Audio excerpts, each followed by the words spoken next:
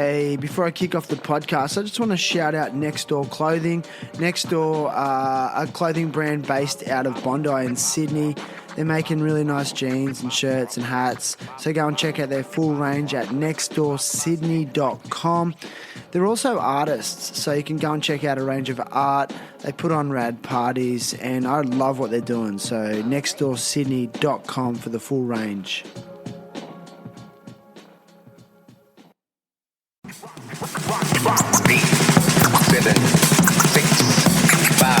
Tried to hold us back, to hold us, tried to hold us back. We will be here forever. Do you understand? Forever and ever and ever and ever.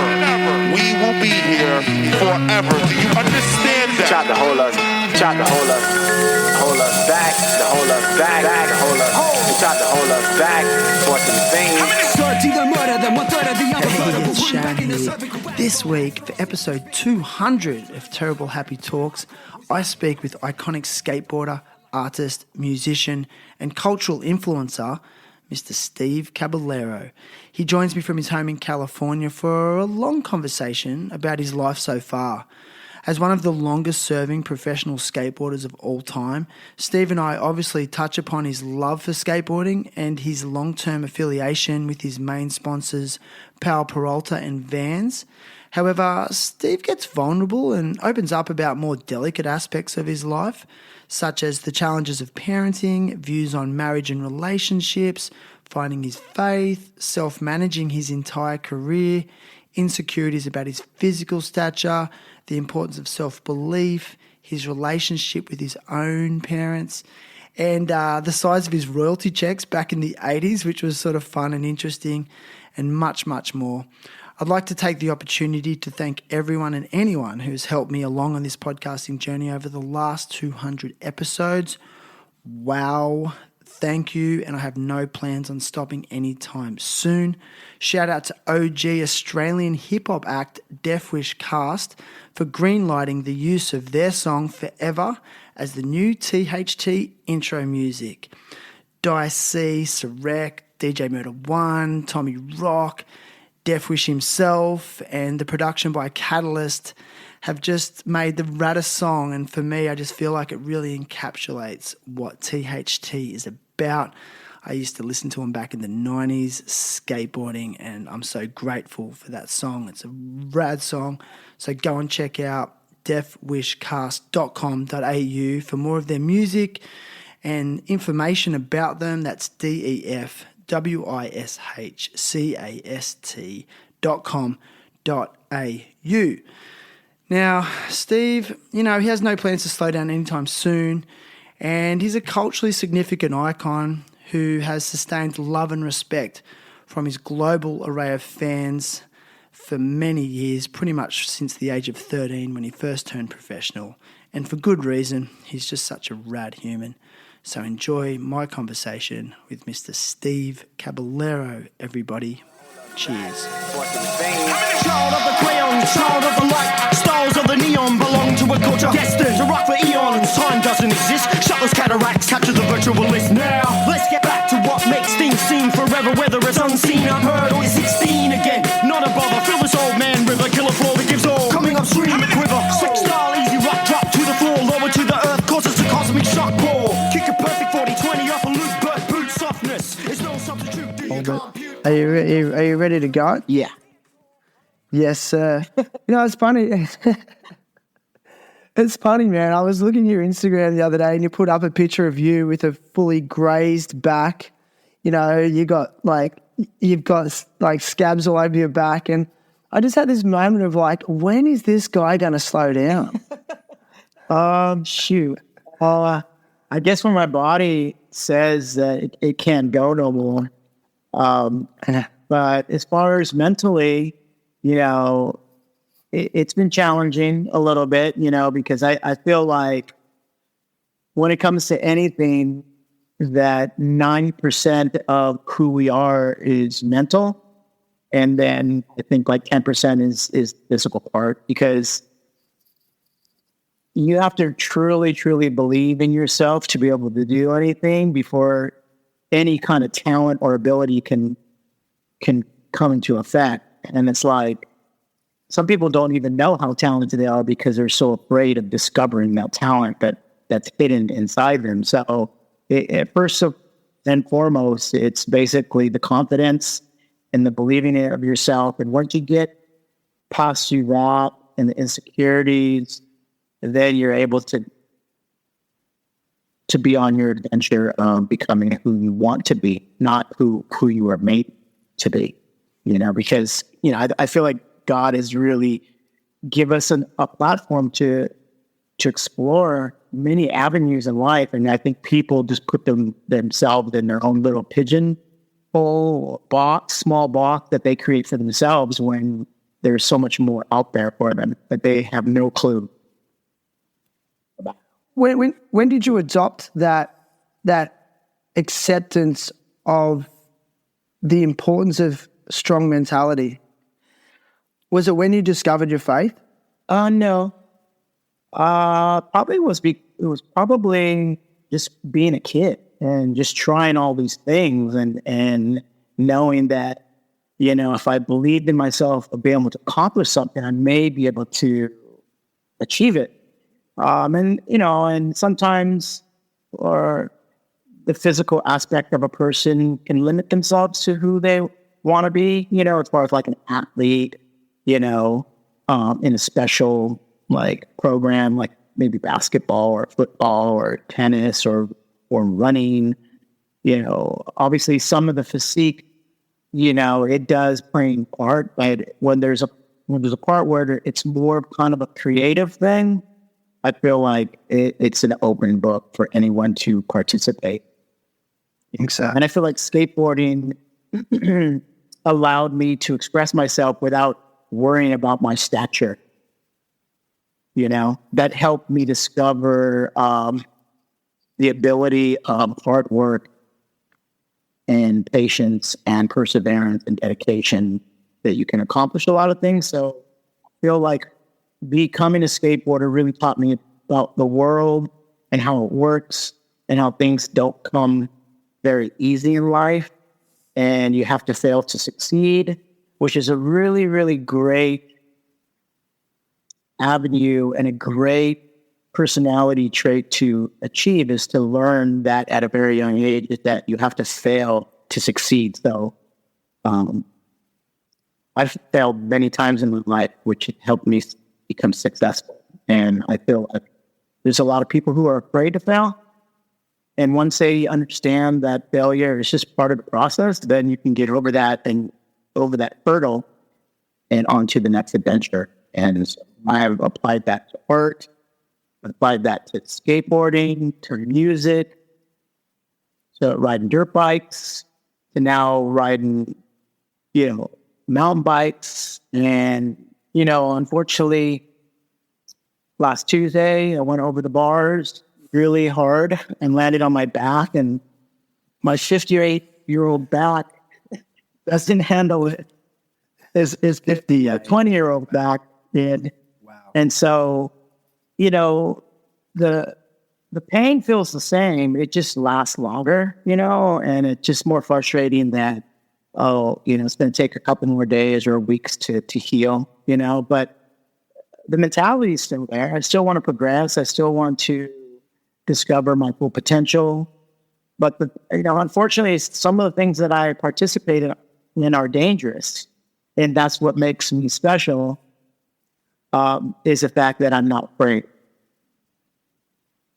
You're not afraid? I'm not afraid. Okay, it's a big call. How do you define success?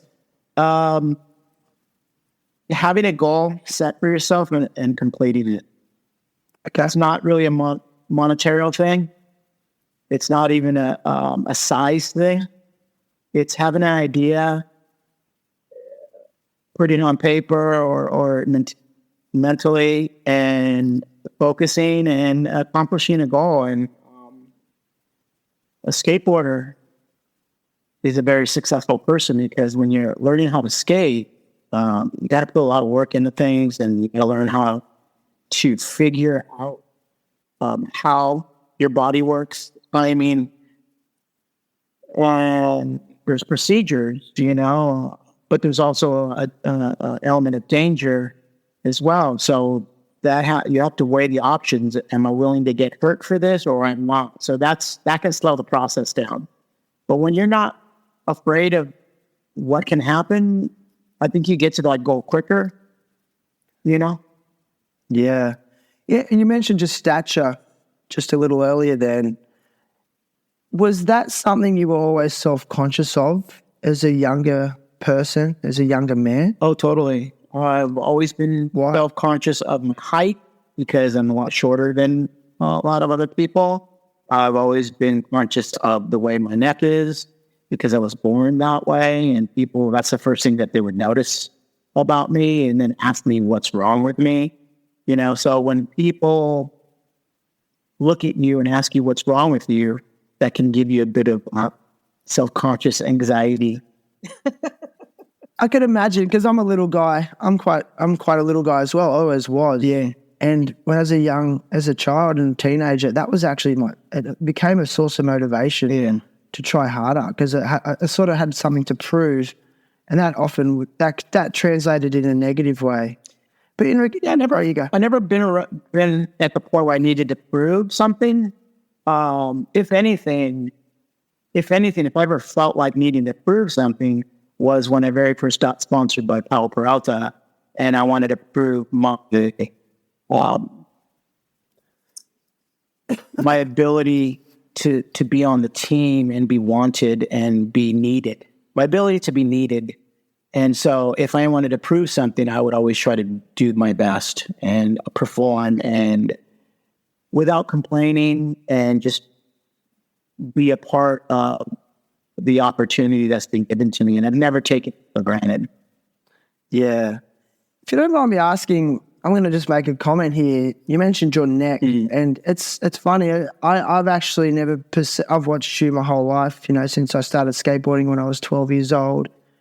And I think it's been such a huge contributor to your unique and mesmerizing style. Have you ever heard that? Have you ever heard that before? Oh, for sure. For sure. It's like cab steez. Yeah. But when I'm not skating, I'm so like that. So it's like, you're like, that people would be like, oh, I never really noticed a lot about your neck. And I'm like, yeah, it's not like everyone else's. It's not perfect. But it tends to lean to one side because one of my glands grew longer than the other at birth. Okay. And so it was a birth fault, which I'm not really sure if it really controlled my my height, but definitely, I've been short my whole life. So because of that, I've always looked younger as well because of the height, So when that photo I posted of me and Tony, like I'm 15 or 16 in that photo, and I look like I'm 10. I thought it was, I reshared that. I actually reshared that. It was on Tony's birthday. Yeah. Yeah. So you were 15. No way. Yeah.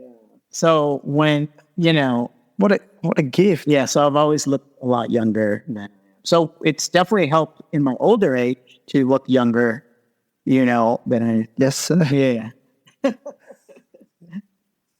How integral was your parents' raising of you to your self-worth and self-confidence as a kid? I learned my self-confidence off the streets. Not from your family? Not from my family. Okay. If anything, I think my mother gave me a lack of self-confidence because she was a little bit more harder on me than my dad. My mom had a lot of expectations, especially when I started doing well in competition and everything. She would always expect that from me. And on my father, on the other side, never expected that from me. He was more about me having a great time and enjoying what I'm doing. And that was his focus. I come from a split family. So my dad left when I was 11 years old. So I grew up not hanging out with a dad or brothers or sister. as a young child. Same. So, and it's like, even though I come from a big family, I feel like I'm still like an old child, because I hung out by myself with my mother. My dad was off somewhere else. But he was in contact with me, but he just wasn't around as a father figure. So I learned a lot off the streets. But even though my father wasn't around, he still supported me in any way that he could. He was always there for me. If I ever needed a ride to the airport or anywhere, picked up from the airport, from a trip, he was always there. He'd drop anything for me. My mother was there for me as well, as far as like always providing a home for me, food, allowing me to build a ramp in the backyard after the skate park closed, and I think part of that was she just wanted to keep me home. So she wasn't going to say no. I get it. So I think she just was happy that she knew where I was. I was in the backyard. And if I wasn't in the backyard skating, I was in the house making noise with my punk band, The Faction, in 1982. So, but I was around. I was home till I was about 22 years old. Okay. Yeah. Okay. So from age 11 to age 22, I lived in San Jose at my mom's house. And once I left, I had enough money saved up in the bank to move out and buy a house. Right. At 22. At 22. Yeah. Yeah. So, because that's a question. I mean, you're obviously the longest serving professional skateboarder in the world, or one of, and you started your career so young, and you were obviously I'm assuming you might have been making some good money early on. So I was kind of going to ask you, why would you want to stay at home that long? Because I was comfortable being at home. I didn't have to really pay rent except for, paying. Well, I was actually paying my mom's mortgage and her bills, because I was making so much money back then, I could afford it. I was all total of about $500 total for everything at that house, and I was helping her pay for that. But I was making thousands of dollars a month. At the point, so when I got sponsored by POW in '79, I turned pro in 1980, got my board in '81. And I started making $300 to about $500 a month the first month. And then that was about 81. And by the time it got to around 1986, I was making $10,000 to $15,000 a month. In 86? In 86. So, which in turn, I was able to save over $100,000 in the bank when I was 21 years old. And then you bought a house outright? I bought a house, yeah. I moved out of my mom's garage and bought a house, So I was really frugal, and I didn't really want to flaunt the money I was making. I was more like saving it, put it in the bank, because I don't know what it is, but I was always very satisfied with the things that I had, and I didn't need more and more and more, So that's what I think helped me become frugal and helped me, because I lived in the garage, which was just on a mattress. And I didn't need a nice bed. I had a dresser drawer, a TV. I mean, I had everything that I needed. I just didn't need expensive things. You didn't want to ball out on a fancy car? I did. Well, back then, I had a Porsche, which was a 914. They used to call it the poor man's Porsche because it was the cheapest Porsche you could buy. And I bought a used one, and I think I paid $3,500 for it outright. And that was a 1974 Porsche, but, it was all paid for. So it's like, here I am, 18 years old, I'm driving a Porsche, so. So you've ridden for POW, POW Peralta, now POW, since 1979. Well, yeah, so 1979, I got on a POW Peralta team. Around 1990, it turned into POW Skateboard. And then years later, Stacy came back and it reintroduced Peralta again. So interesting, amazing. What advice would you give to new up-and-coming professional skateboarders these days? I guess it would depend on why you're pro.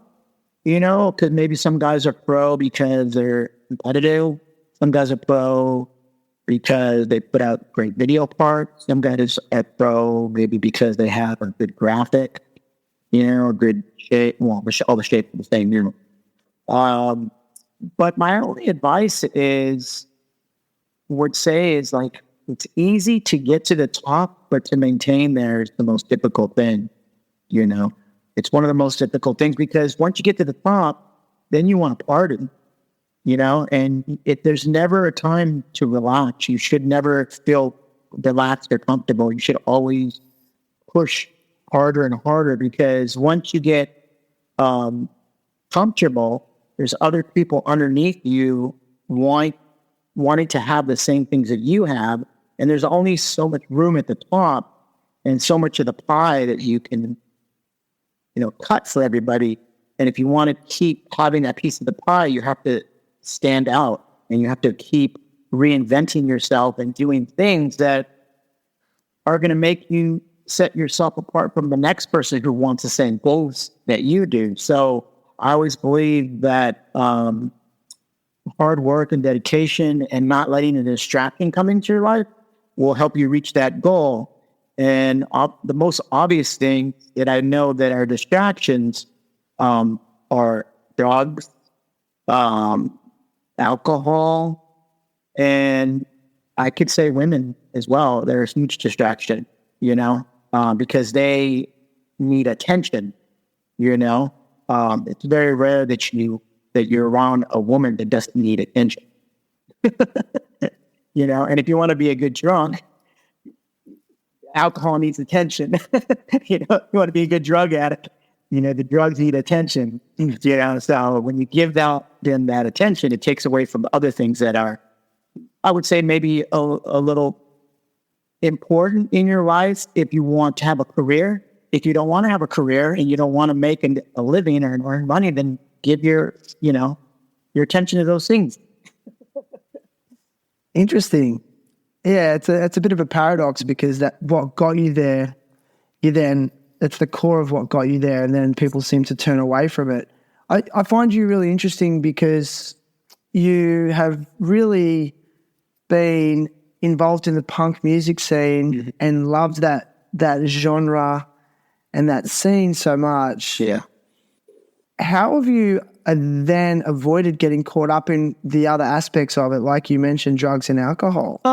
Just knowing what the end result is with all of that, and knowing that, especially through the 80s and 90s. Yeah, I just know that I'm not going to say I never drank.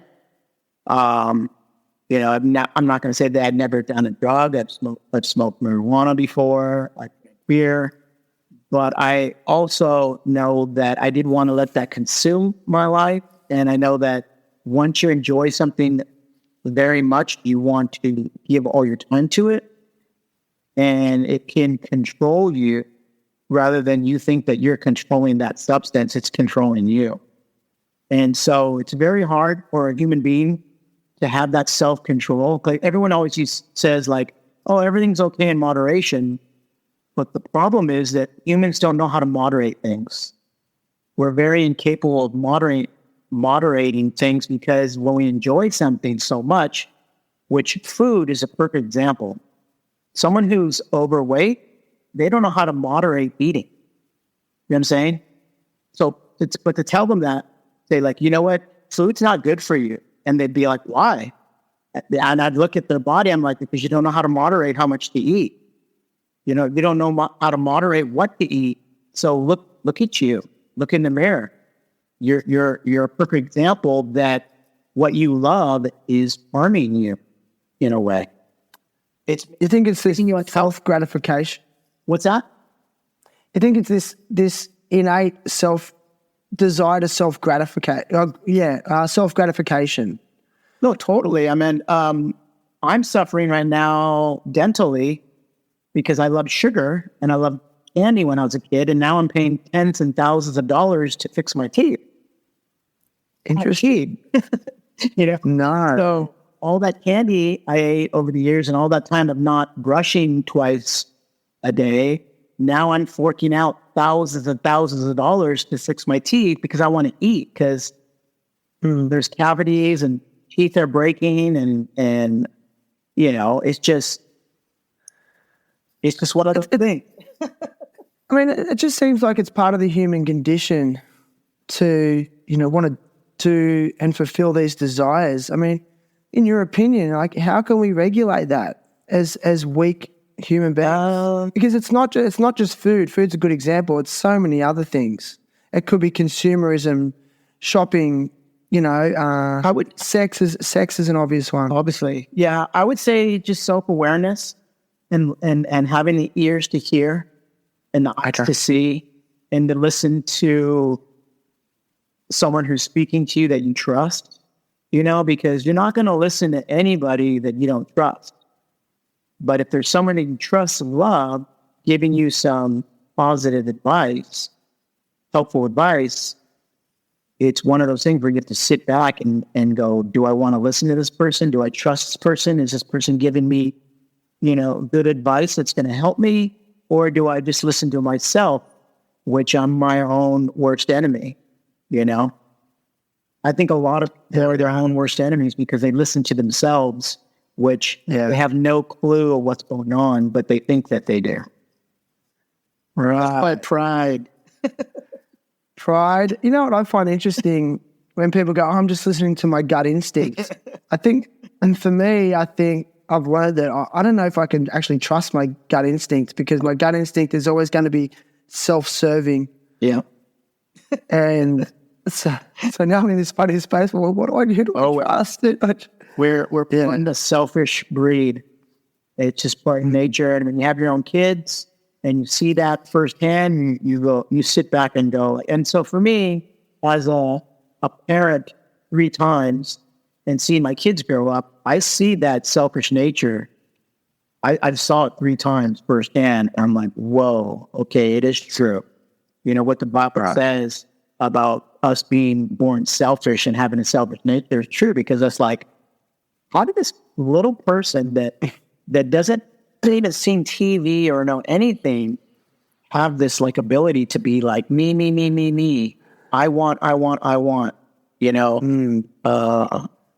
Yeah. And they'll even manipulate. They'll become manipulative. They don't even know why. Yeah, insane. Yeah. So yeah, we're selfish in nature, and so once you understand that, then you have a self-awareness of like, okay, I got to watch myself. I got to watch my selfish nature and try to put that at bay so I can be ahead of the curve and know that if I'm going down a certain path, that I can redirect myself and go down a much safer, more productive path that in the end I'll benefit. But because we're such short-sighted human beings, we're not fortune tellers, we can't see the future, things creep up on us very slowly until it's too late. It's too late. And then so when you're getting the advice in the beginning, then you don't have to wait till it's too late. So I already knew at a very young age that if I fell in love with, something I was curious with, that could have the ability to harm me. So that's why I never wanted to try these other drugs and things, because it's like, I don't want to try cocaine. I don't want to try heroin. I don't want to try acid, because what if I like it? What if that's something I really, really like, and I never wanted to go and put it to the test, so that's what saved me was, so in that sense, that fear was a healthy fear for me. I just think it's so interesting you had that level of awareness, especially as a young person making loads of cash at a time when there was a lot of abundance in the 80s and 90s. And a bit earlier, like all through the 80s and 90s, I would have been so hard to resist. I don't think there's too many that could have resisted that curiosity and temptation. Yeah, it's who you hang out with too, because a lot of pressure from the people that you hang out with the fear of fitting in. I think a lot of people get dragged into that as well. They get dragged into it because they're products of it. And so a lot of people that are bad or do bad things aren't necessarily because of people. I saw this on TV, which is pretty interesting. It's because they are a good person who did a bad thing, not that they're a bad person. You understand? So that's why I saw this on an interrogation where the guy was trying to get this guy to admit to his crime, or actually it was a lady. It was a lady who did a horrible act of killing her own baby, you know, and they were trying to make them make her trust them so she could really be honest of what she did. And so they pumping her up, telling her, not trying to make her feel bad, trying to make her feel like she's loved and wanted, and make her realize that she's not a bad person. She just did a bad thing, you know, which helped her be more comfortable of telling the truth, you know. So Gotcha. And I feel like, you know, there's a lot of people that get caught up on doing bad things that they don't really know that they're bad because they're a product of their environment, and the environment doesn't see it as bad, so they just go along with it. You know, I mean, they don't. It's normal. You know. Yeah. Wow. You know, I just was going to ask you about fame. So, when you realized you were becoming famous all those years ago, and especially the height of the Bones Brigade, I mean, it was so culturally influential to so many people across the world. At what point did you realize, hey, I have some influence here? And did you make a choice to conduct yourself appropriately because you knew you were having influence? I have over the years, and I've always realized and heard the stigmata of famous people, famous actors, famous musicians, and I never wanted to be that person, you know? So even though becoming famous, I knew that I had a chance to act like those people who people assume that's how you're going to be.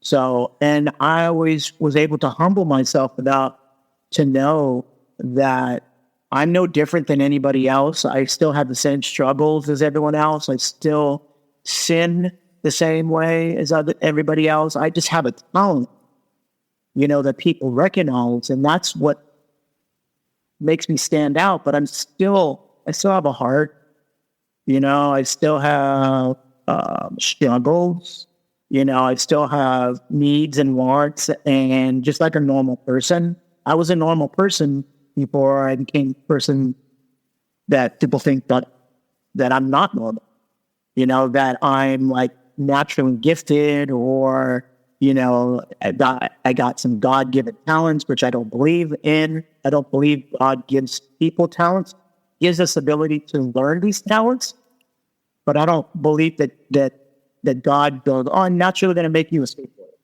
you know? Oh, I'm naturally going to make you a musician. Or I'm naturally going to make you an artist. I'm going to naturally make you, you know, this and that. I feel that he gives us the opportunity to discover our full potential and in what we focus on. Like, there may be something in this world that I have no clue of that I could be super good at, but I have no clue because I haven't put my heart and time into it. You know what I mean? Like, I could be amazing at something else that I haven't even tapped into yet. You still feel that at your age? Oh, totally.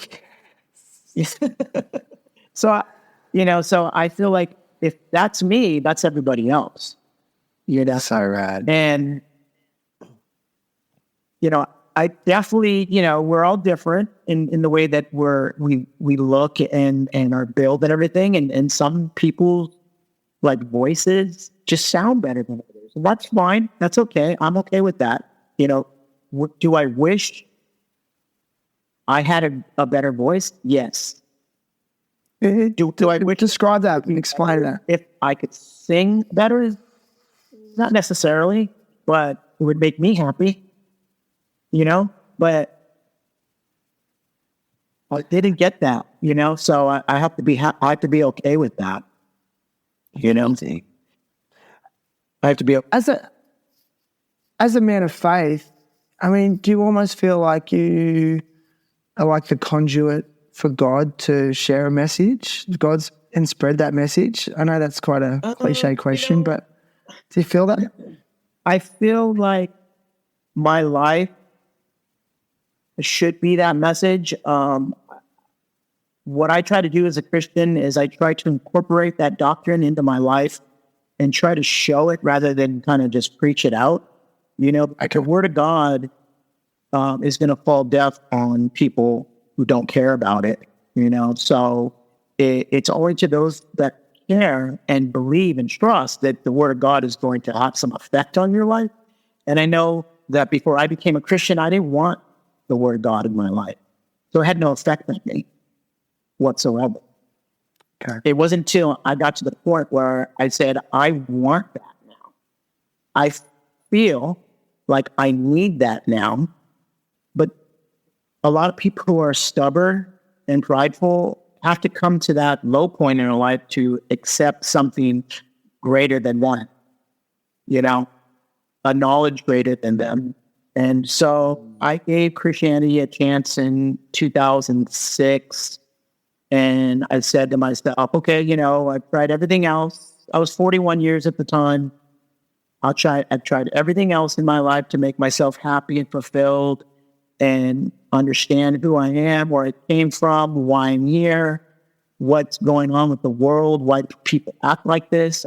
And I tried to figure it out on my own. And it came to a point in my life that I wanted to hear. I wanted to find out something that I didn't know and if it would benefit my life. And I said, if I find anything whack about Christianity, I'm out. You know, I gave it a chance. And over the years, the only thing I've found whack about Christianity are Christians. This is interesting. Why? Why? Because Christians aren't perfect. And they're they're wacky sometimes. Yeah. You know, they make some crazy, you know, statements. They interpret scripture their own way. You know, it's a very delicate thing. You know, that's why there's a lot of separation in the Christian faith. You know, and I can see from the outside because I wasn't born in the church, so I've been on the outside of that, looking in and wanting to have nothing to do with it. And I respect that because I want to be that Christian that doesn't push away a non-believer like the way I was pushed away, you know? Even though the faith, the word of God will push people away no matter what, anywhere their heart is at. But I don't want to be that annoying Christian that is so completely judgmental, and then they say all these things and then they act a certain way. I would act a certain way and not say all these things. Interesting. You know, because we both know that words are cheap and actions are way more productive and more believable than just words. So if I'm preaching the gospel all the time, but I'm acting a certain way, then that's where a person can point the finger at me and be like, yeah, you say all this stuff, but you act like this. And, you know, so I'd rather be I think it's in scripture, but it just says that, you know, if anything else, then use words, you know, but first just be, you know, live out the gospel the best you can. And then if all is failed, then words, you know. And so I would rather be a man of that people can see a difference, or, you know, and I'm not perfect. You know, sometimes I fall back into the worldly ways, you know, that I used to be. And it happens from time to time. And then I have to catch myself and I just be like, okay, you know, that's the old stuff. I need to like repent and get back on track. But it's so easy to fall back on the way that you were brought up, because that's just what you know. Yeah. It's funny. Over the years, I've found that when a Christian's vocal about their faith and their beliefs, it can be really polarizing. And I guess, you know, on your journey with it, have you found that it's actually polarized fans, polarized? Fully, I have to watch whatever I say all the time on social media. I mean, I posted a picture of me and Hawk, and my my shirt says, "Thank God for punk rock," right? And I'm posting about Tony's 55th birthday, and the only thing the person can comment on is my shirt. And they say, like, "Thank God for punk rock." They're like, "That's like an oxymoron," you know? And I'm like, "No, not really. You know, if anything, Jesus was probably the most punkest person that ever walked this earth." And the reason why I say that is because he went against all authority here, you know? And that's what punk rock's about. It's an attitude. It's about going against your, the status quo and what's, you know, and doing things. And, you know, Jesus didn't do things his way. He did it his Father's way, but it was different the way the religious leaders and you know, the Romans thought about life and treated people. And he went against all that, and that's why he got crucified, you know, for his way of life, which was more punk than anybody, you know. I love that. Against the establishment, and that's what the whole punk movement is about, and that's where the music comes on. And skateboarding the same way, you know. It's like, you know, this whole establishment of like, you got to go to school, go to college, you got to graduate with a degree, and, you know, I didn't do that. You know, I was successful just being a skateboarder, you know. And I brought one of that joy to people's lives being a skateboarder, and I've influenced a lot of people to participate in skateboarding and to get them maybe out of trouble and to focus on a discipline that helped them succeed at something, which in turn helped them succeed at other things, which in turn helped me succeed in being a musician, being an artist, and everything else I put my heart into, you know. Have I been successful at marriage? No, but that takes two people. You know, as a skateboarder, I'm my own boss. You know, I don't need another person to help me become a great skateboarder. You know, musician, yeah, you need 4 or 5 other people in the band to become a great band, and that's another gamble as well. As an artist, you don't need anybody else to be a great artist.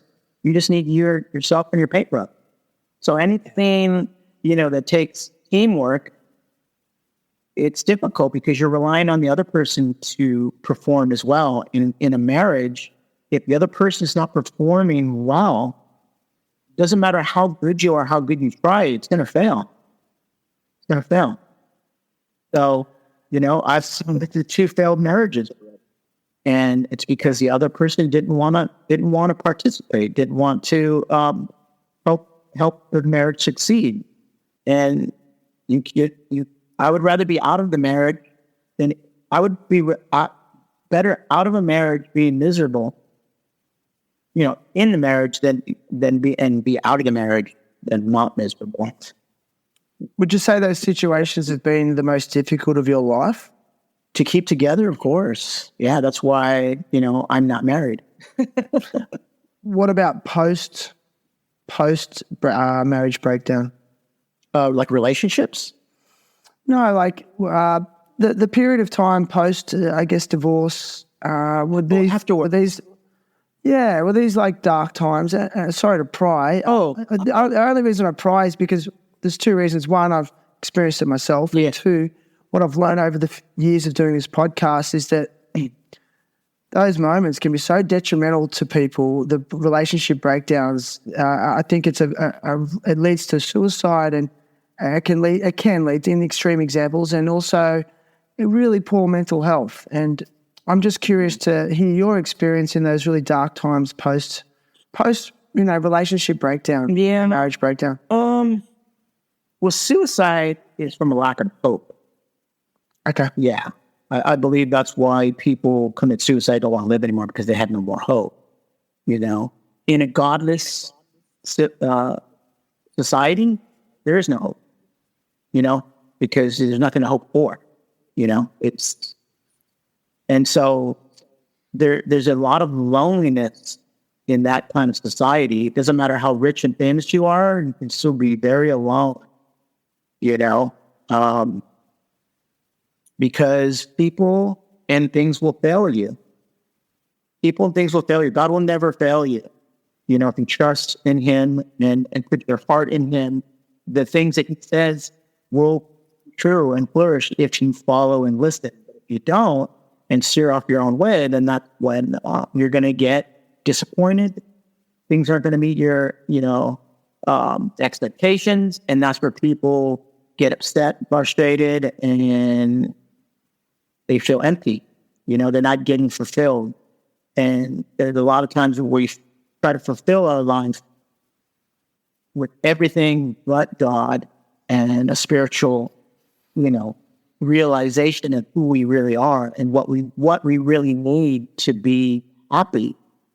Then we grow up learning that this is going to make me happy. This is going to make, and as soon as it doesn't, we move on to the next thing, and we're just chasing things. You're just chasing things. Yeah. And once you find God, you're not really chasing anything else anymore, Gotcha. How would just word? Just word. How would you describe the fallout for your children in regards to separation from your wives? Rephrase that. How would you describe the impact on your children? Oh, definitely. It definitely has affected them in a way where they grew up in a broken home. And it's not a natural thing to be brought up in a broken home. I was brought up in a broken home. So I'm the result of that. But I was able to persevere really well because I found skateboarding and I found an outlet that lets me become the best I could at what skateboarding had to offer and what I could offer myself. So I was able to be successful in that, which brought fame and fortune, which brought money, which brought nice things. I got to see the world.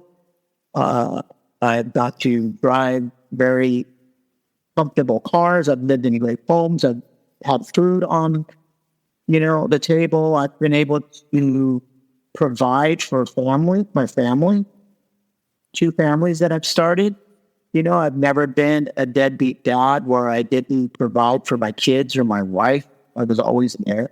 But my work took me away from them, and a lot of people don't sign up for that. They and I think that's what's been the hard thing for me is because I'm being pulled left and right with my sponsors of like, hey, I need you to go do this event. Hey, I need you to go do this. And, well, if I'm in a family, I'm away from them, but I'm out providing for them. And then when you're with a woman who sees that and she's not okay with that, then she looks at her own life and is like, oh, well, I'm just some normal person here sitting at home by myself taking care of kids. It's not a very glamorous thing. Would I want to switch roles? Yeah, it'd be kind of cool. Yeah, go do what I do.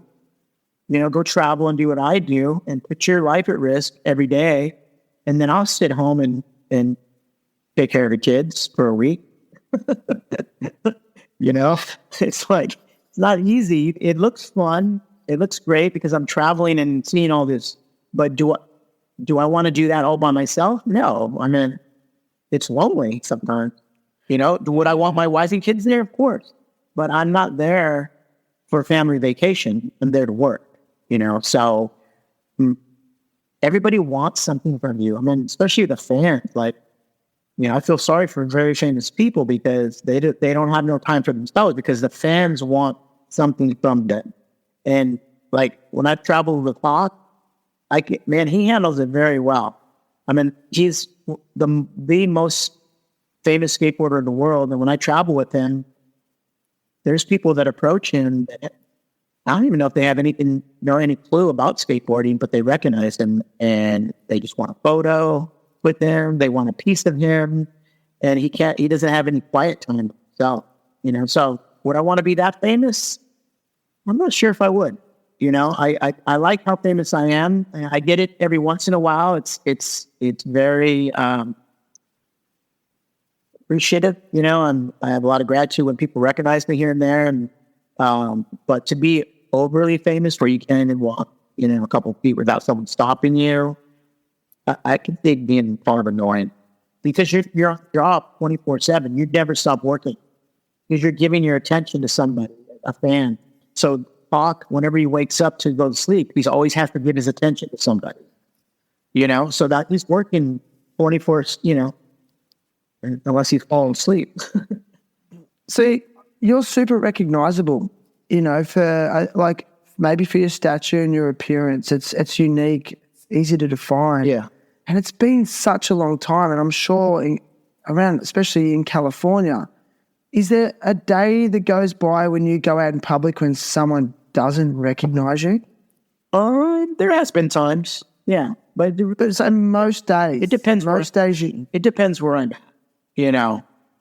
Obviously if I'm like walking my dog on a trail and there's nobody on the trail, no one's going to recognize me. Okay. Here's a question. Like when you go to the supermarket anywhere in California, do you get recognized every single time? Last night I went to go get some candy for my kid. He wanted some candy. And someone recognized me in the grocery store. Yeah. Okay. Last night. Right. Yeah. I mean, and at what point is it not fun anymore? Like it was fun talking to him. It's still fun. It was, everyone has an interesting story and they want to show, their appreciation and how I've affected their life. And so, yeah, I think what's really astonishing and what's cool is not when an older person recognizes me, when a person who's like 6 or 7 or 8, a kid, when that person knows who I am, I feel like, wow, that's amazing that I'm still able to affect a young person and they know who I am. So I feel like I'm still doing my job, or their parents are doing their job to educate them who I am or what I've done. So that's more astonishing to me than some older gentleman or woman who's like followed my career over the years. I'm like, whoa, okay, I'm still relevant in some way. Yeah. In terms of fame booms, what was bigger? The fame boom of the Power Peralta Bones Brigade days, or the fame boom of Tony Hawk's Pro Skater? Well, I think we're feeling the effects of Tony Hawk's Pro Skater now.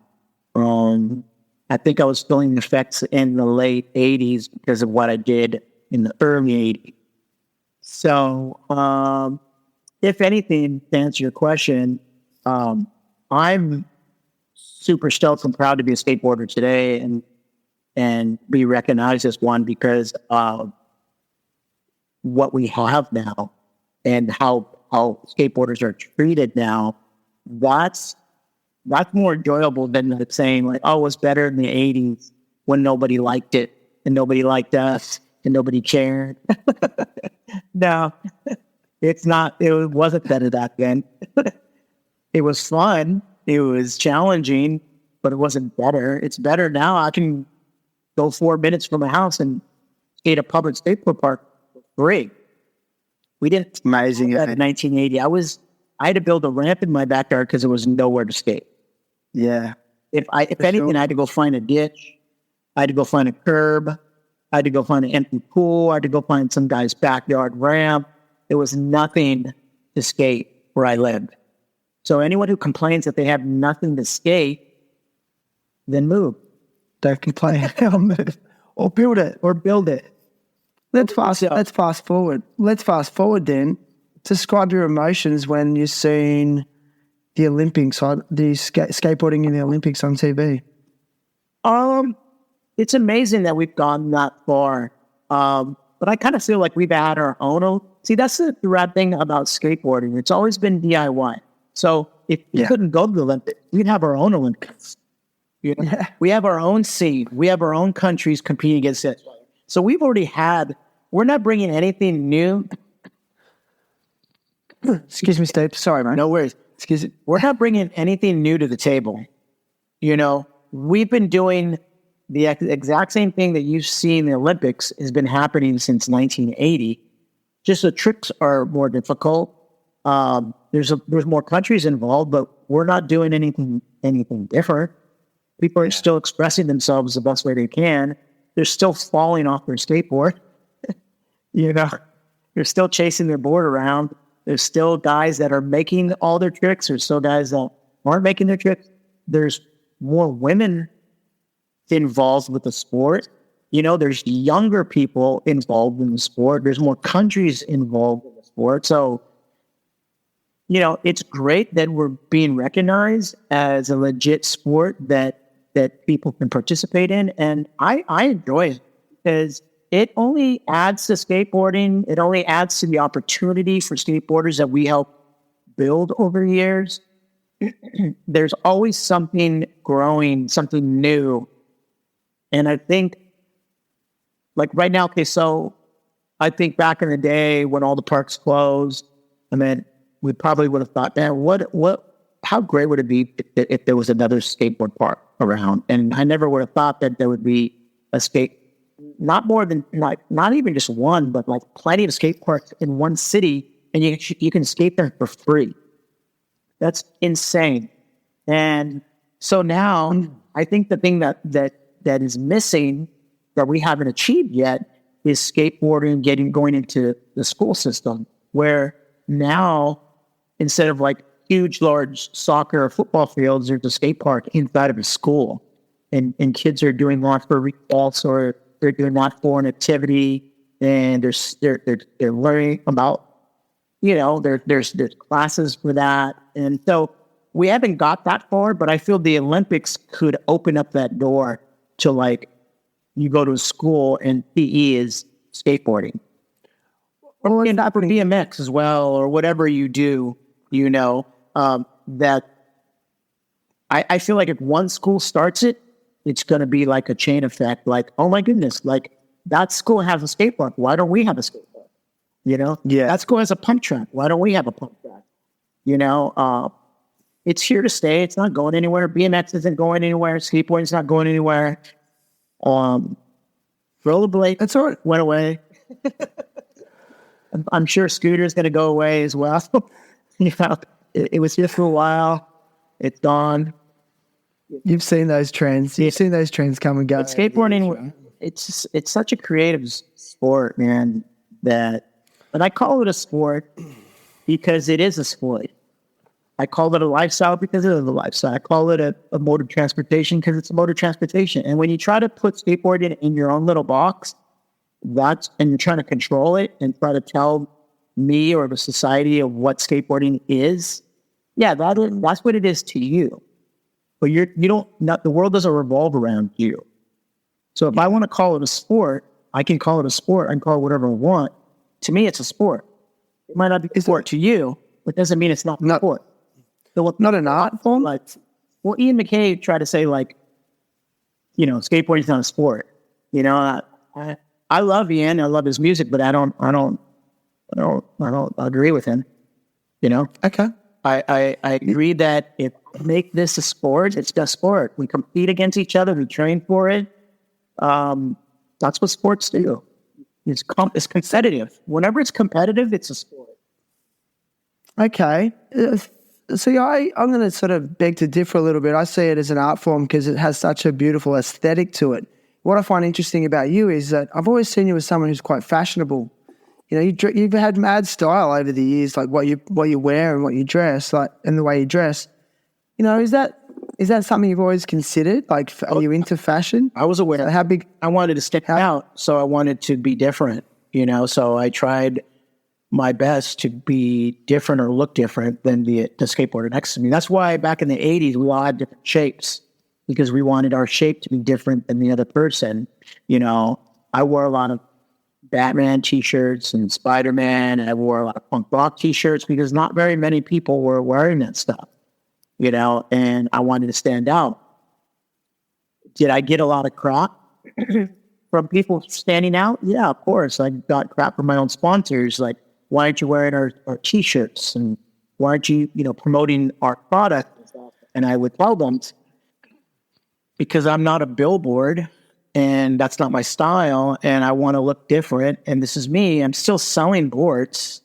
So I don't need to wear your company t-shirt to sell your board. Yeah. You know? Yeah. how much time were you considering what you were wearing though? How much thought were you putting into that? That's a cool Batman t-shirt. All right. That's Whatever you were feeling, right? Yeah. Oh, that's a great Spider-Man shirt. That'll look cool in a photo. Okay. Oh, Did you ever have a manager over the Never had a manager. I've met my whole life. So you never had a manager saying, "Hey, wear this, wear that. You got to wear this." No. I've had sponsors try to tell me what to wear, and I'm like, no, I'm not wearing that. You got other team riders that do that. I don't want to. So you've self-managed that whole time. Yeah. But then, there's a benefit of that and there's not a benefit of that. I think there's a benefit of having a manager because he'll go out and get jobs for you that you had no clue about or yet. And I feel like the manager's role is to get you things to work for you. Do you think you missed opportunities? Totally. Do you ever look at Tony Hawk and think maybe that pro skater game could have been my pro skater game if I had a manager? Not necessarily, because he was at the right place at the right time, and he was number one X Games. And when someone's going to make a game, especially a video game that's going to be presented to the world, you probably want the best dude on the planet to represent you. I feel like he was the right man for the job, but I got to go along on the ride for that. So I'm very appreciative of that. Interesting. Yeah. Yeah, I love that. I heard in an interview you did, and it might have been on the 9 Club, and it really hit me, Steve. You said that it's very important to celebrate the success of others and the success of friends, that really stuck with me. Yeah, I mean, it's kind of something that we naturally do anyways. Like, let's say you're in a session and you're all skating and you see a guy working on a trick and he lands it after all these tries.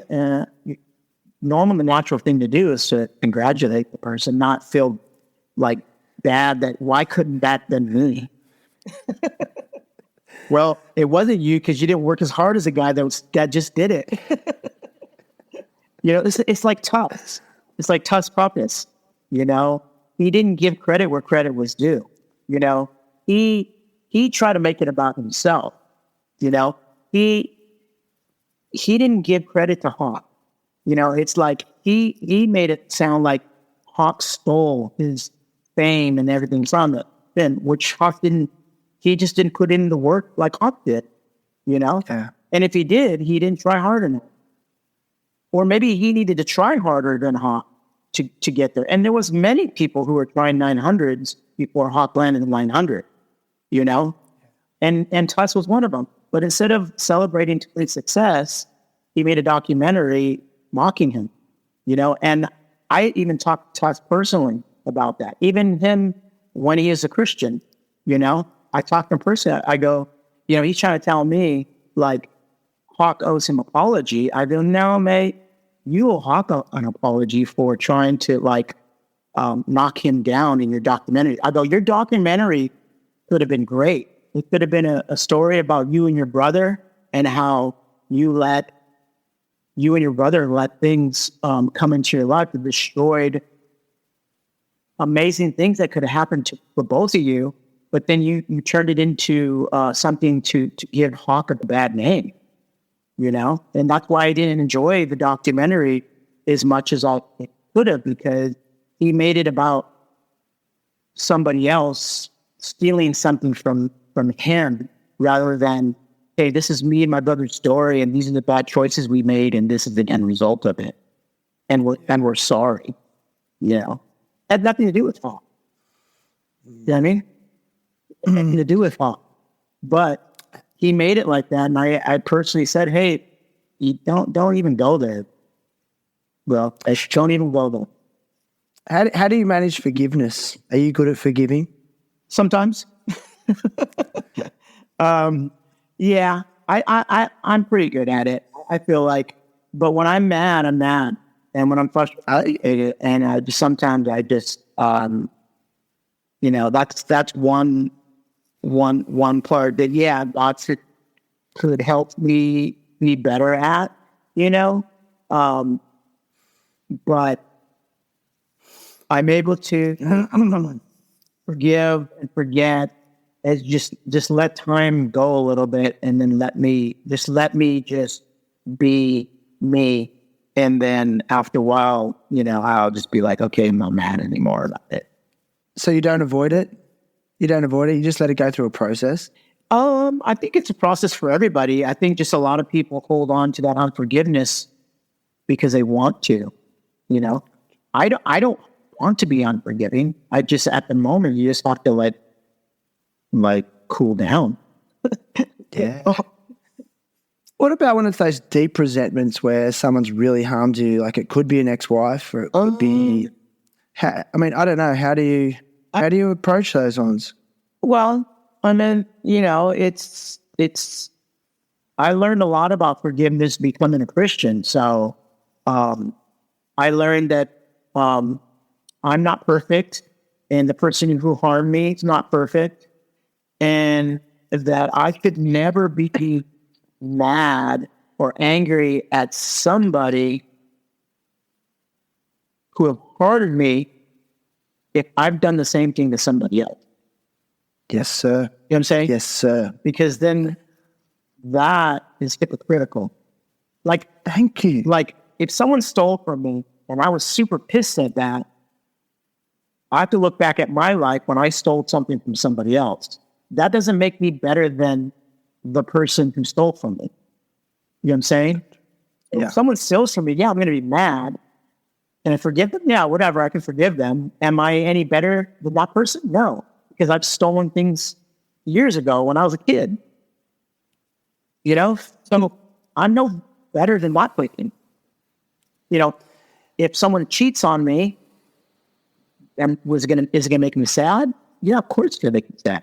Have I cheated on other girlfriends in the past, in the 80s? Yes, I've done that too. Does that make me better than the person that cheated on me? No, it makes me the same. Yeah. So that's how I'm able to forgive quicker, is when God says, don't point the finger at that person because you're the same as them. You know, it's funny, our mutual friend Sid Tapia broke it down for me so well.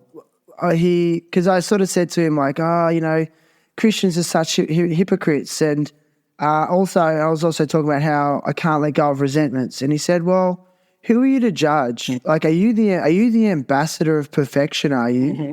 You know, and he said, and then he related it because he's a strong man of faith. And he said, like, in regards to the churches, he's like, well, what do you expect? He said, churches are full of broken people. Mm-hmm. Why would they be any different in church? They're just consciously trying to be better, and they're going to have issues. Right. So why do people always expect them to be perfect and then want to label them as hypocrites when really they just got the courage to address their bullshit? And I was like, wow, yeah, man. Like, yeah. I don't know. It's not, you know how some people can just word things so you understand it better? No, I was like, okay. No, cool. Totally. And that's the beauty of the Holy Spirit and how he comes in and is able for us to decipher things that God says, and how we could be, as individuals, be creative enough to express those feelings. And I feel like God's given me a lot of wisdom to express his word the way that I want to and the way that I feel that can help people understand. And yeah, there is a lot of hypocrisy in Christianity and religion, but there's also the same amount of hypocrisy outside the church. I was a hypocrite before I was a Christian. Different. You know what I mean? Yeah. It's like, who are you to judge, man? Who are you to judge? Who are you to judge? I judged people before I was a Christian. Who don't even know God are judgmental. Yeah. And they're acting like Christians. And they're not even Christian. I'm been doing it since back in the day. Of like people of faith, you know, oh, you think you're, or, you know, holier than art thou. And it's just like, no, I don't think I'm holier than you, but I do know something that you don't know. Yes, so I know the word of God. Do I always apply it to my life? not always. I forget, and Yeah. humans tend to forget. And the reason why we tend to forget is because we tend to not care. So whenever I forget something, it's because I didn't really care about remembering. Okay. That's a good. Well, I try to teach that to my son. It's like, you can't use the word "I forgot" as an excuse, because that just shows me you don't care. Yeah. Wow, that's a good point. Because that was one of my questions. I wanted to ask you about your parenting journey. You're further down the line than me. Describe your parenting journey. Yeah. I don't know. It's a big. Having a first child, I had a first child before I was a Christian, and discipline was a lot different than the discipline I have with my kids now. I grew up in a spanking household, and I was spanked a lot as a kid. So when I had my first kid outside of the church and outside of Christianity, I spanked my daughter a lot when she got out of line. People always say, like, well, when you discipline a kid, you shouldn't discipline them in anger. And I'm like, of course you're going to be angry. It pisses you off. Yeah. If a person pisses you off, you're going to want to punch him. Why? Because you're angry. If your kid pisses you off, you're going to probably want to swap them because you're mad. And when people say you should spank, I'm like, well, yeah, it's easier said than done, but it's a difficult thing to do. So have I spanked my kid out of anger? Of course. I have. When I became a Christian, years later, God put on my heart that spanking is not a healthy thing to do for anybody or anyone. Okay. And so God had put that on my heart. So with my two kids, my first kid is 25. She came with the spanking discipline. My 13-year-old daughter and my 6-year-old son have never felt pain from this hand. Okay. I've never spanked them. I've never touched them in that way, because God put that on my heart. God said, hey, that is not a form of discipline I want you to use on this new family that starting. And, so that really touched me. It really made me have to ask for forgiveness to my daughter. And I had to approach her one day and said, I'm super sorry for ever laying a hand on you. I felt at that time, that's all I knew as a parent. And even today, people argue in the church and they think that the rod of discipline is your hand. And I don't see anywhere in the Bible that explains that the rod is your hand. I feel the rod, if anything, is the word of God. And that comes for discipline, not harming somebody, not spanking somebody to get their attention, not causing pain to another human being. That is not a form of discipline. How did your adult daughter receive that apology? She appreciates it. Okay. Is it something I wish I could take back? Of course. I wish I'd never laid a hand on my daughter like that. Okay. My other two kids are blessed that I became a Christian because they never felt that wrath. It's funny you mentioned the spanking thing, because I've never spanked my children. However, and that was driven by the fact that I had a physically abusive father. It probably went too far, Yep. But I haven't spanked them. But there's been occasions where I've raised my voice at them, and the look I've given them, I've scared them. I've done that. And they do need a little bit of they do need a little bit of healthy fear and respect. And see that was the thing that I had a problem with my ex-wife, is she would tell me, the kids are afraid of you. And I go, well, they should be, because they're not afraid of you and they walk all over you. Okay. There should be a little bit of healthy fear of like, hey, I don't want to disappoint my dad. You should be afraid of disappointment. They're not afraid. I would say to my ex-wife, I'm like, they're not afraid to disappoint you. They're not even afraid to talk to you in a disrespectful manner. I mean, that's got to say something about the way that you parent, doesn't it? Yeah, I mean, I don't have an answer. It's something I think about a lot, actually. There's some people, I watch a lot of cop things, and there's a lot of people that don't respect cops. They're not afraid of them. I've seen guys fighting cops. Never, ever. put myself in a position to fight a cop. No, I don't care. They're the law. And if they feel like I'm breaking the law, then I need to listen and not try to have all this pride of like, oh, don't tell me what to do. Who are you to tell me what to do? Yeah. Okay. And so you think I've never gotten in trouble with the law. Interesting. You know what I'm saying?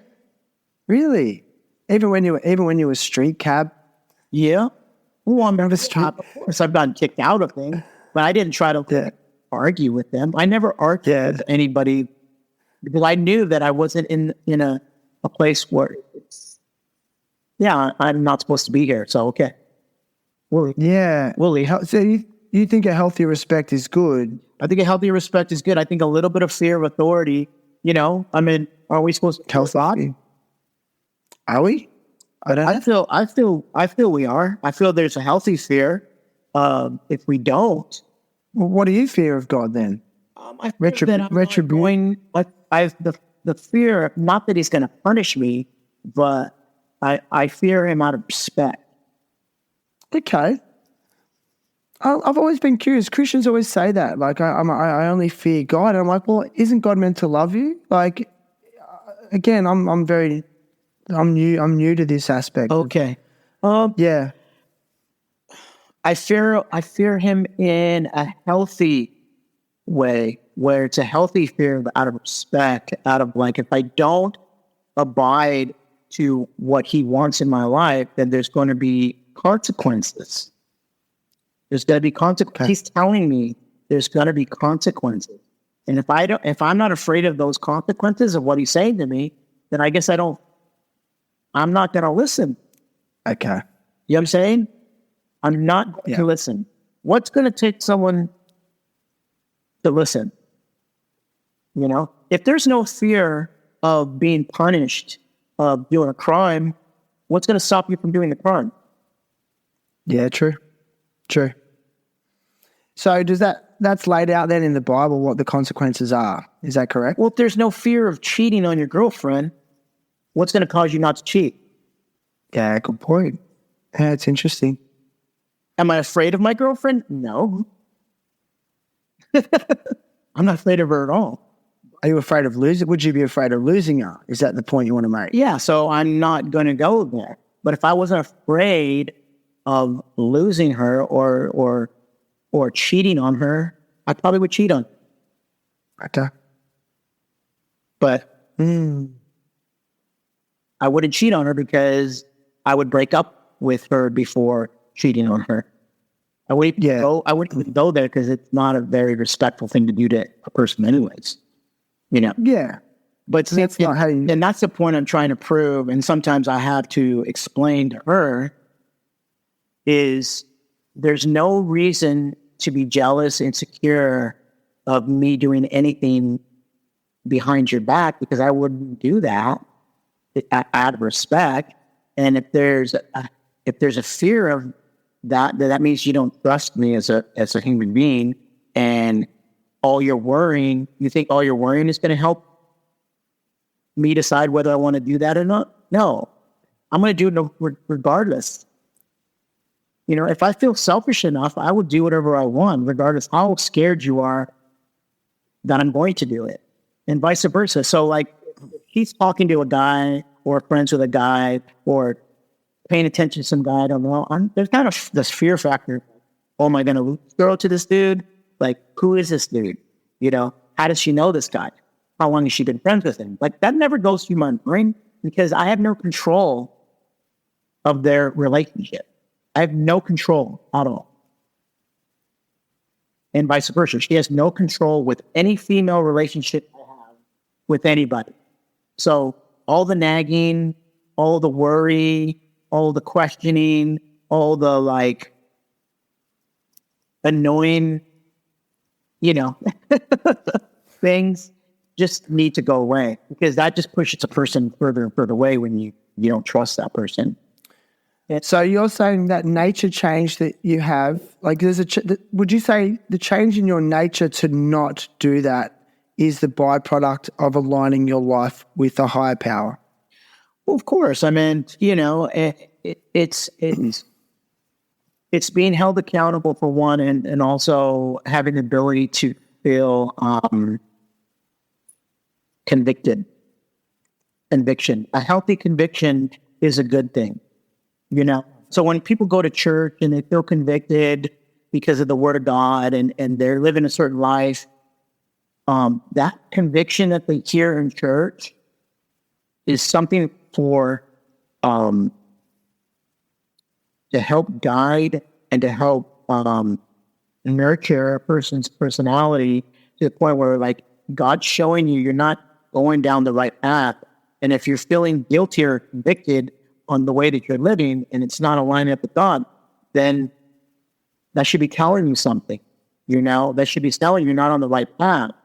And so you need to hear that healthy conviction to change your heart in order to change your personality and your ability to produce good fruit, you know?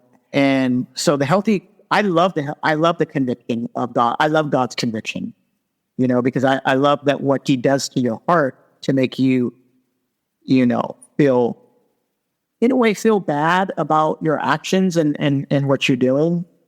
It's good to feel that, because then you know you're not doing something right. Yes. Yeah. I think a lot of people live unconsciously, like myself included, and become complacent and just adapted to feeling like shit all the time. And I see it. I was saying this to Sid the other day, all the successful people that I respect and look up to align with the faith. It's just like, it's undeniable. I'm like, well, I kind of want what they have. So what are they doing that's different? And the common denominator is some type of faith. It doesn't necessarily have to mean Christianity, but they do align with the kind of faith that's keeping them accountable.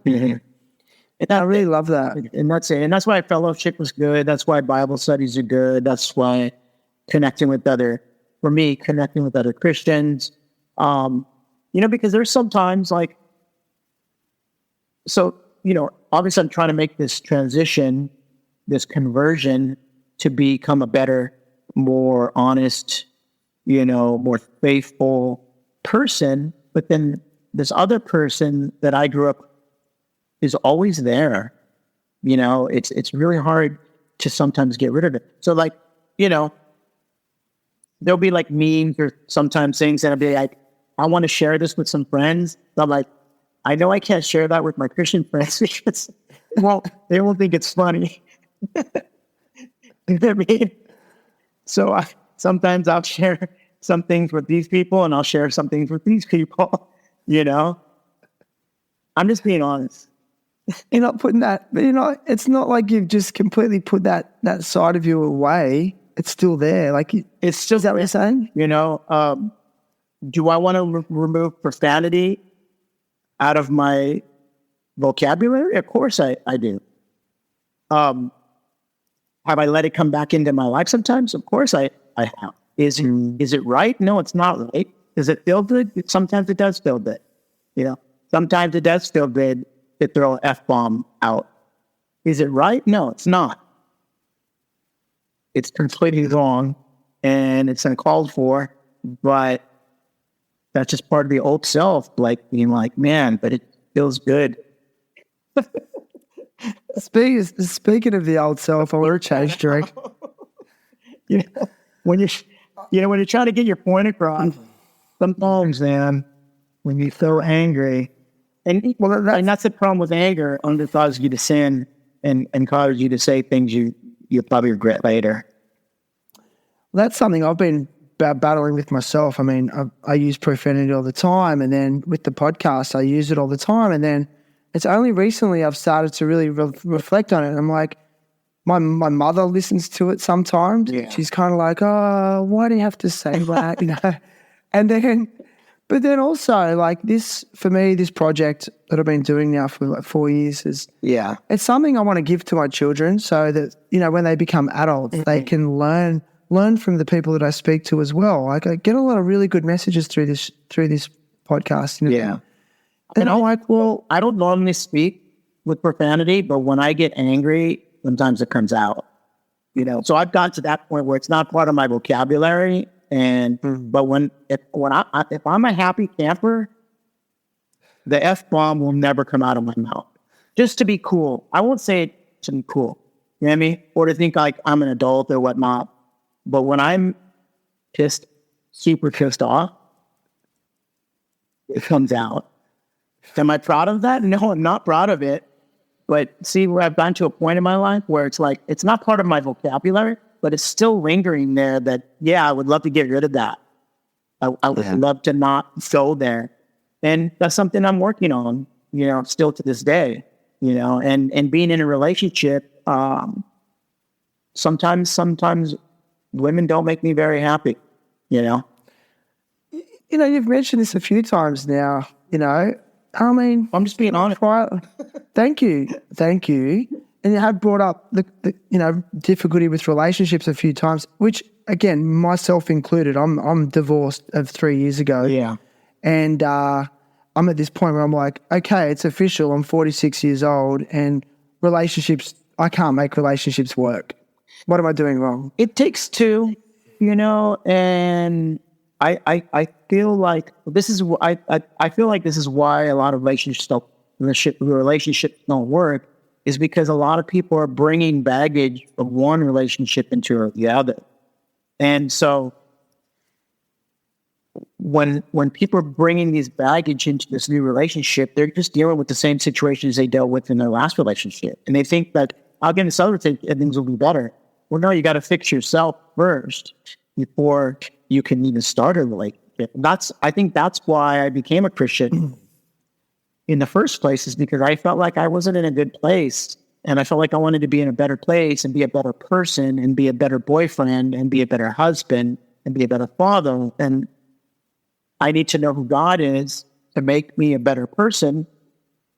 And then I can start a relationship having those qualities and have a healthier relationship.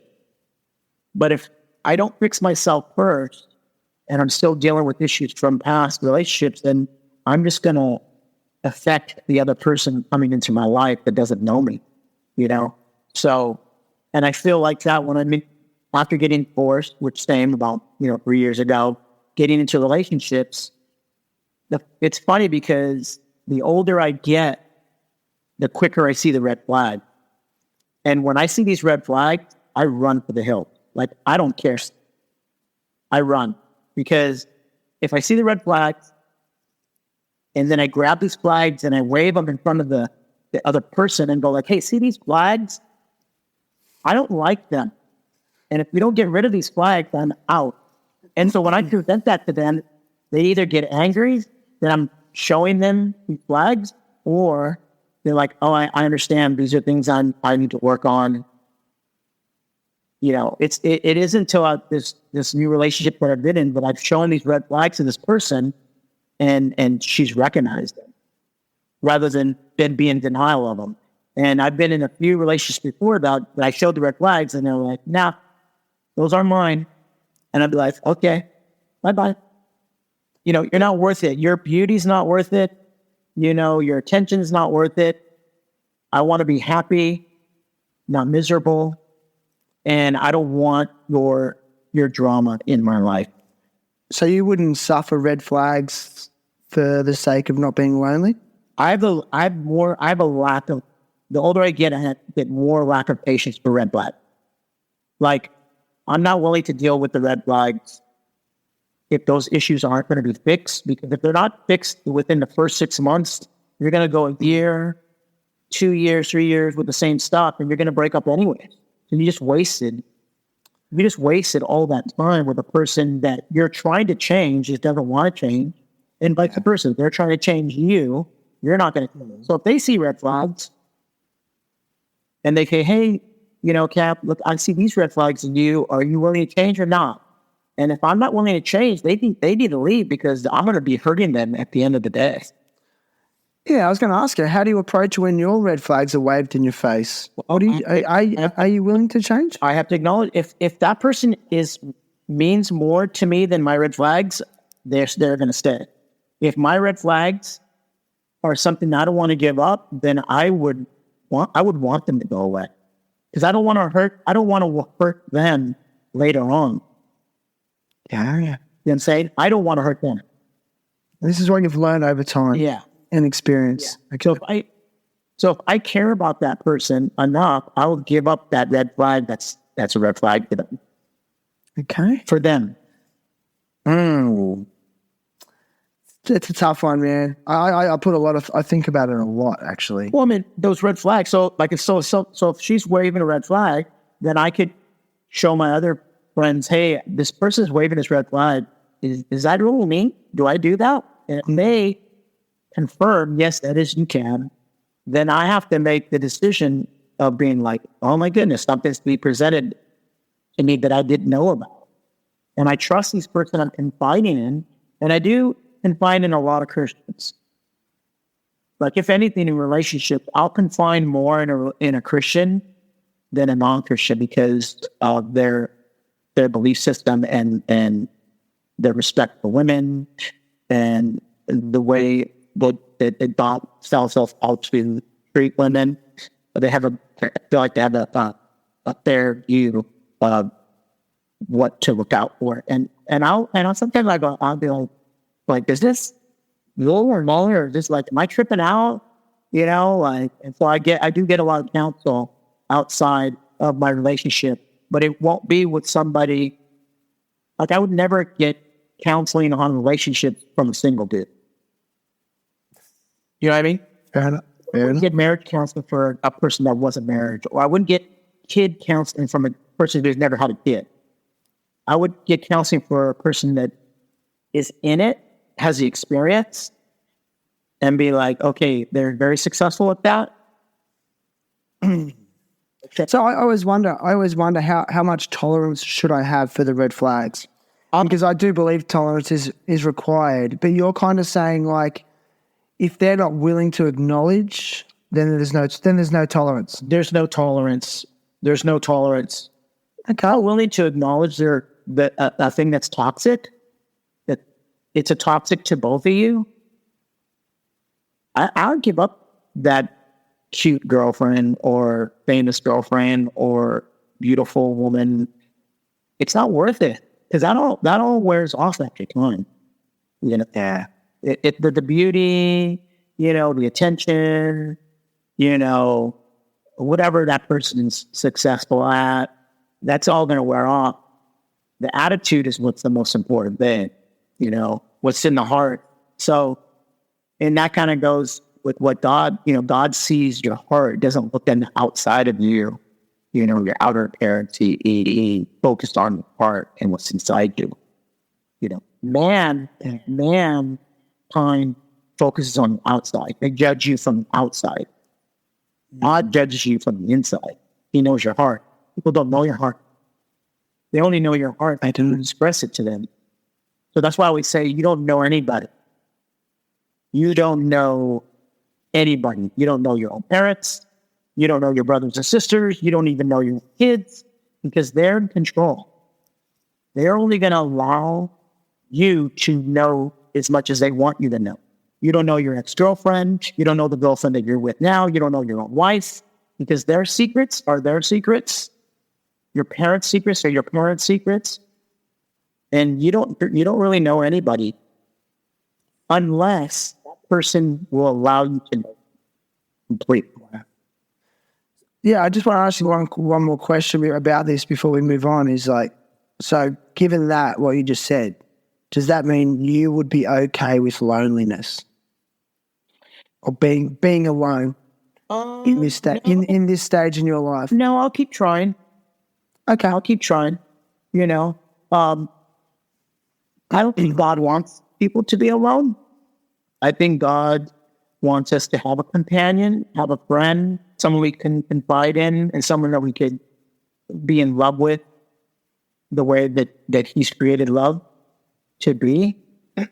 Is it okay to be alone for a while? Yeah, of course, because you have to figure your own self out, you know? But I feel like I would rather be away from a relationship if it's a toxic one. There's no reason to have that togetherness if it's not healthy. I'd rather be alone. I've already told my girlfriend now, I'd rather be alone, if the things that we can't fix aren't fixable, I'd rather be alone and be happy than miserable. Yeah. I was in my marriage for 12 years. Was it miserable? Of course, completely miserable. Was I in it for the long haul? Yes. I made an oath to God that, to death do us part, but she's the one that wanted the divorce. So I gave it to her, Is that what God wanted for us? No. But I felt like, I'd rather find someone else that's equally yoked and be happy. And just because someone says they're a Christian doesn't mean they act like one. Yeah. Yeah. And so that does not seal the deal with me. I'm married. So I was a non-Christian. I married a non-Christian. It didn't work. I became a Christian, married a Christian. It didn't work. You understand? Okay. Yeah. So it's not about being a Christian or not being a Christian for something to work. Okay. But you have to be equally yoked as far as. What is yoked? What do you mean by yoked again? Equally yoked means you have to be on the same page. Okay. And if we're not on the same page in parenting, it ain't going to work. If we're not on the same page financially, it's not going to work. If we're not on the same page relational, not going to work. If we're not on the same page politically, it's not going to work. If we're not on the same page, spiritually, it's not. Yeah. Because in the end, it's going to become a divider between us. And so, I thought I was equally yoked because I married a Christian woman and it just didn't work out. It's interesting. So you think there's last thing is like a willingness. There needs to be a willingness to work through it. Because when you said that stuff about your marriage, that's exactly how I felt. And ironically, that was the duration of my marriage as well. And not happy, but I felt like I signed a contract, and I was willing to maintain my part of that contract. And I think it really, and I did still believe that through work and perseverance and willingness on both sides.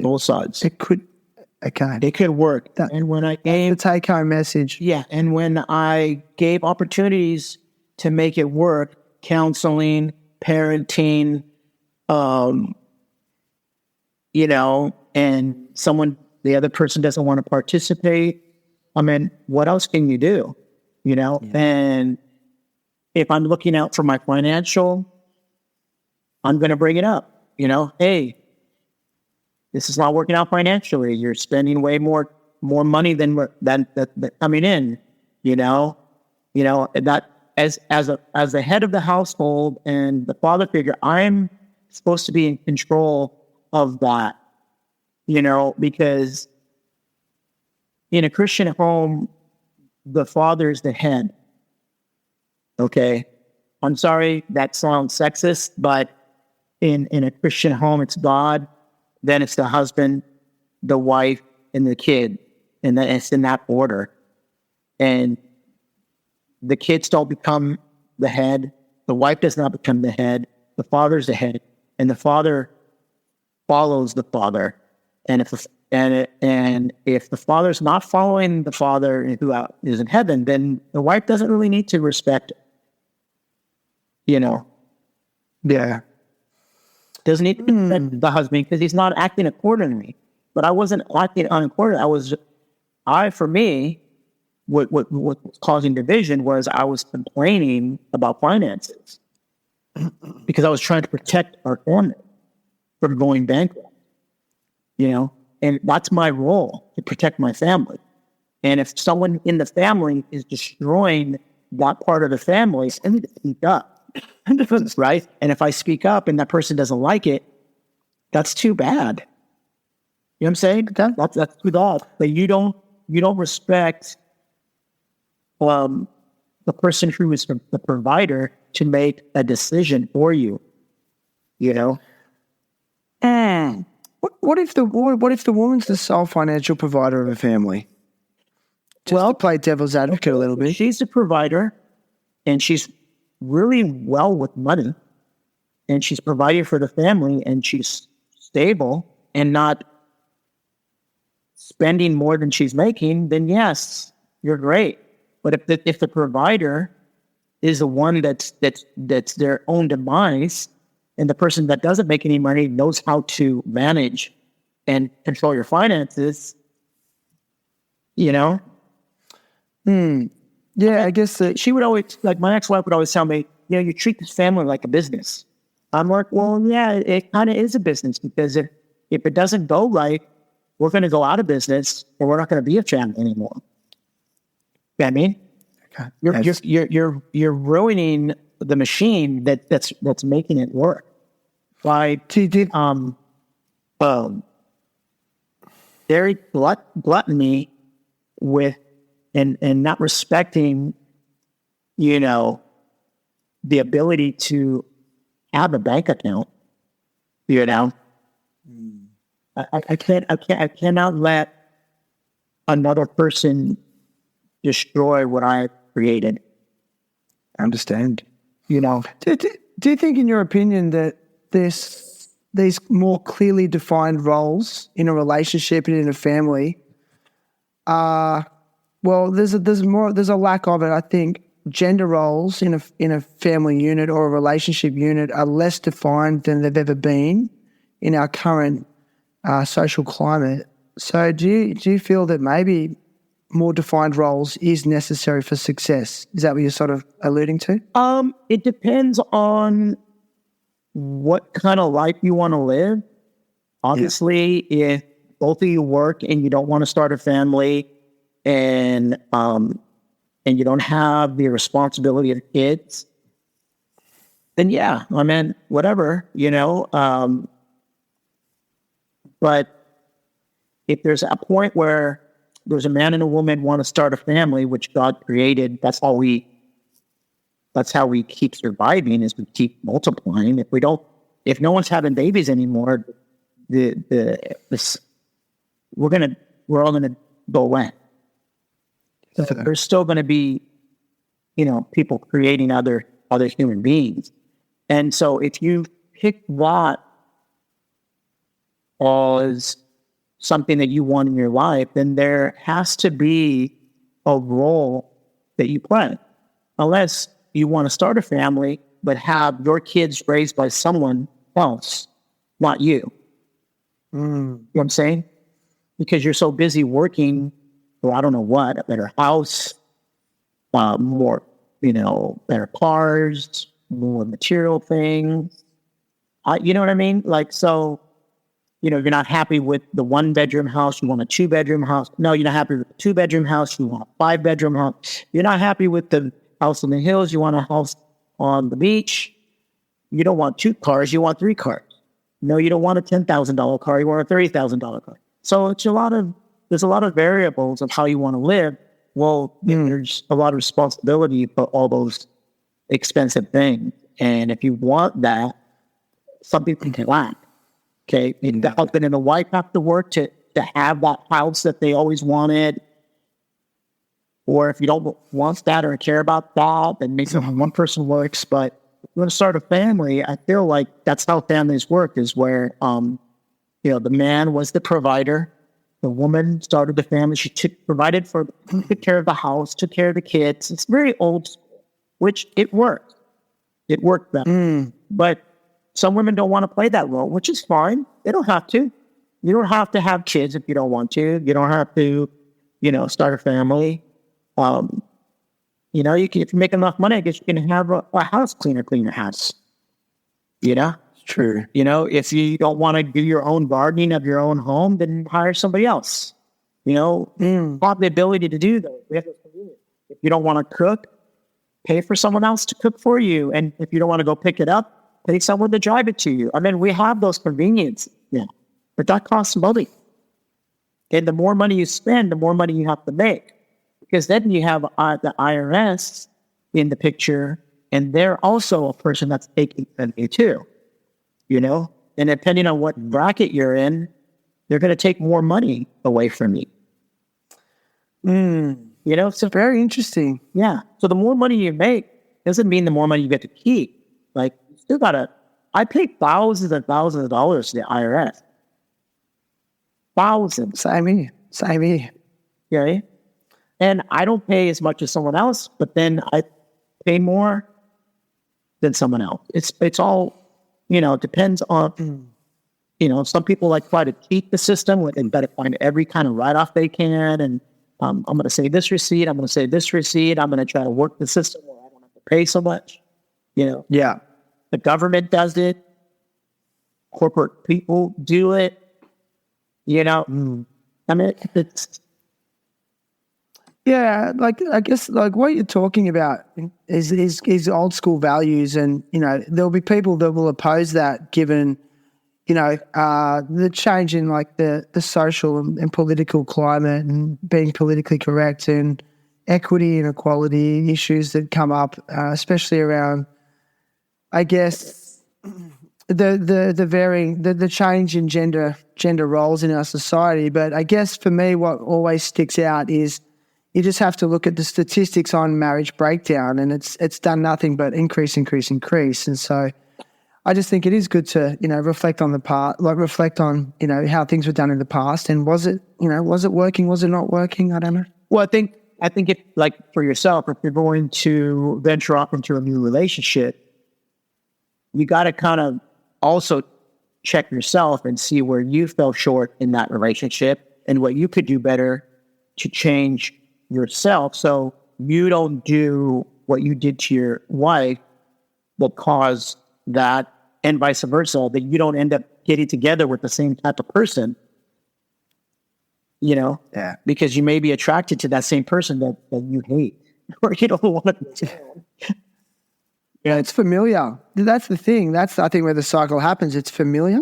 And so in the early days, it's like, oh, this is familiar. This must be safe. And I think that's when the real growth happens, right? And that's why, you know, I've really attempted to maintain this time of being single, so I can really understand what I need and who I am. I think when you're in a long-term relationship, you seem to, for me personally, I lost my identity a little bit, and I had to go through this process of understanding who I was and what I actually needed and wanted. And I've come to the conclusion that if I want the best, I have to be the best. And I think that's the trajectory I'm personally on right now. So. I think if you want to find your identity, I think we definitely find our identity in God. That's the best place to find our identity.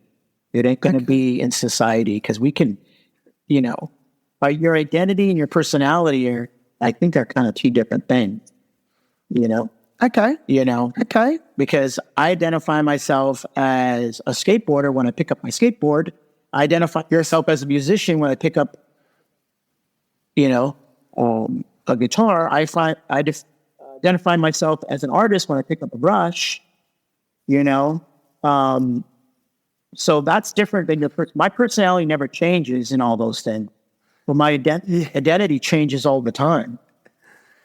Yes, But interesting. I definitely will tell you that I'm not going to become a woman anytime soon. You're not going to become a woman? Okay. Because I don't feel like that.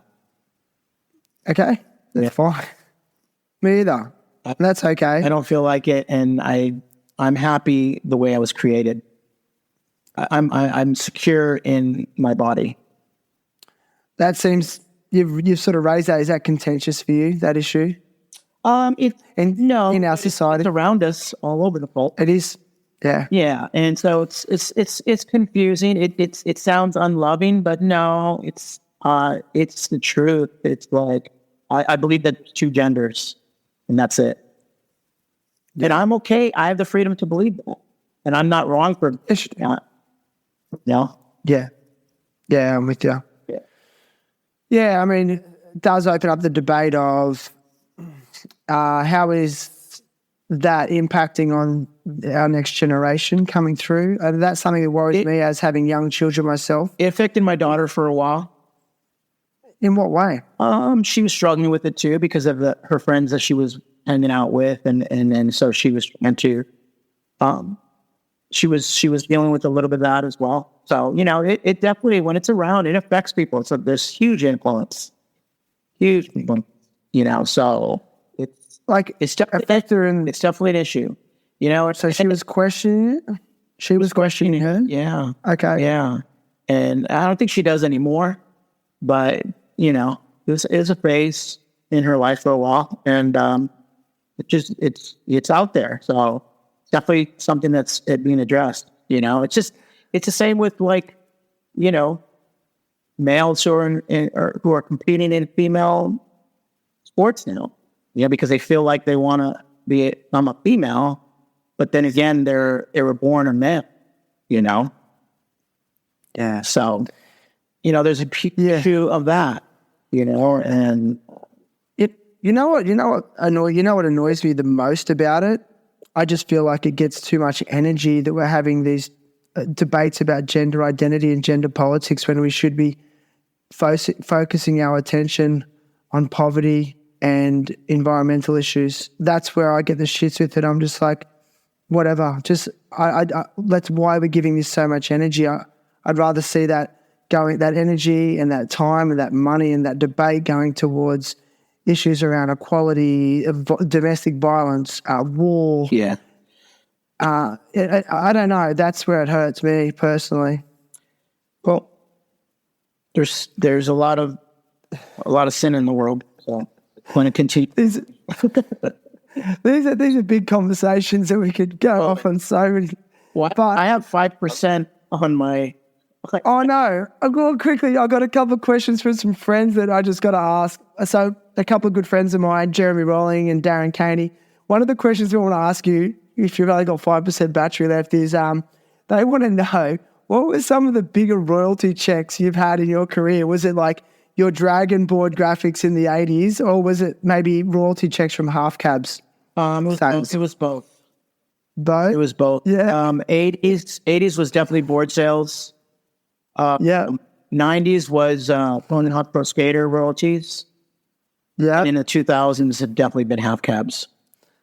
Yeah, in the 2000s, isn't that interesting? Last year I got my biggest royalty check ever from bands. What? Yeah. All these years later, Steve. Get out. Congratulations. Last year, thanks. Yeah. Well, last year was a huge year for me. It was my 30-year anniversary, so they did a lot of collaborations and they did a lot of special limited editions, and so the shoe sold really well. Do you feel like that shoe has just got a life of its own now? It does, and I'm proud of that, and hopefully when I'm gone that it continues to produce and be beneficial for my family when I'm long gone. Yeah. Yeah. I mean, do you ever just sit back and wonder why did that shoe pop off so much? Do you ever ask yourself that question? No, not really. I mean, I don't really question anything. I just let it kind of go with the flow of things, and it is what it is. And I just think this, the idea was a good idea back in the day. And so I'm just happy that fans went for it. Yeah. They went for it. And I didn't design the shoe. Skaters designed that shoe. I just went with it. Yeah, maybe that's why. I just went with it. I went with the trend. So sometimes things that are trendy aren't always a bad thing. Okay, no, God, no. Yeah. I've wore that shoe for 20 plus years, man. And I still wear it. I still skate in it, especially with the Pro Cush. Yep. I love that, especially now I'm older. I love that. Yeah. Another quick question is, I'm really curious about your favorite modern skater these days. Who's a pro skater that you really love? Well, I was in the modern era.